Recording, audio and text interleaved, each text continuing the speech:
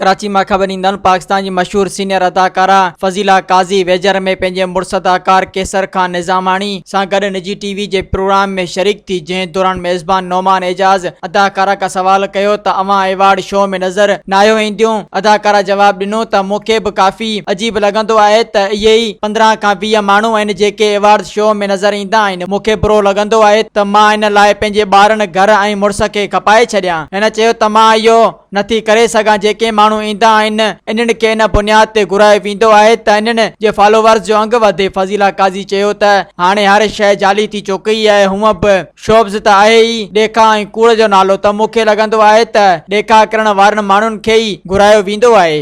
मज़ीद ख़बरनि ऐं तफ़सीलात लाइ विज़िट कयो असांजी वेबसाइट www.awamiNewsHD.com ऐं ॾिसंदा रहो अवामी न्यूज़ HD।